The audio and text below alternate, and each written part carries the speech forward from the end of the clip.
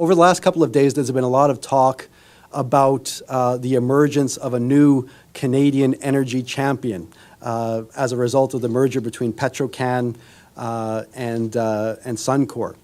And it's true that this company will be bigger and have more options than either of the two companies separately.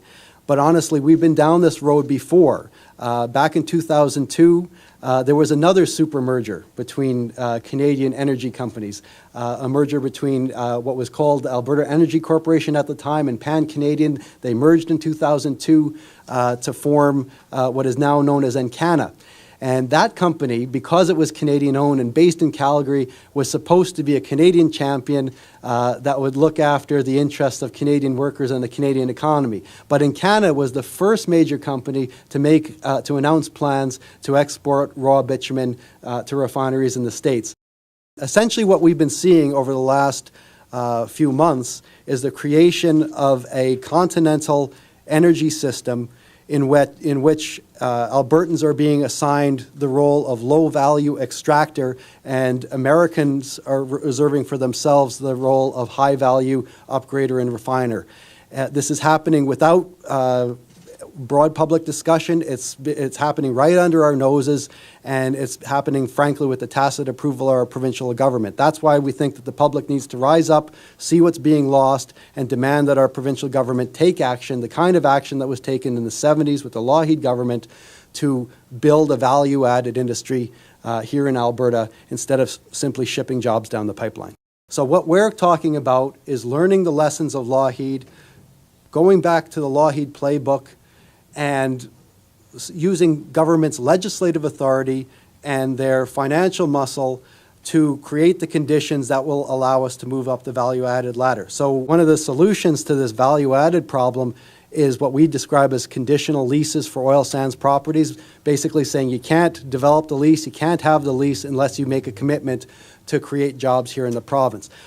It boggles my mind, frankly, that the Alberta government, first under Ralph Klein and then continuing now under Ed Stelmach, has never tried to sign these kind of conditional leases with energy companies. So the Fort Hills Agreement is the first of its kind, and unfortunately, it may be too little, too late.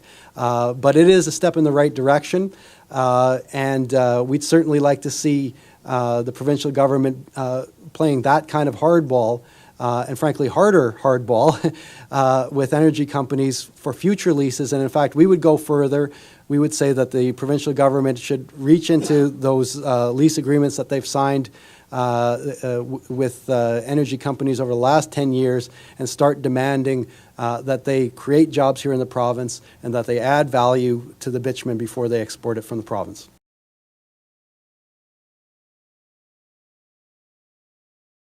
In the future, we'd take a look at how many jobs could be created by processing the bitumen in Alberta. There's thousands of jobs that could be had in Alberta by processing the bitumen. There's a lot of spin-off jobs too that we'd have to include. So in total, you'd be looking at about 18,000 jobs. So happy to see the work, and this is exactly what we need and require from the AFL. So happy to see this report. So much better than anything we would have done. So much we will do with this report. If the AFL then is our brains, then we're the feet on the bricks. And this is what we intend to do with this. And I think working together, we can perhaps have an impact here. If we don't, we're left with nothing but a giant hole in the ground and the cost of the cleanup, and all the value goes south.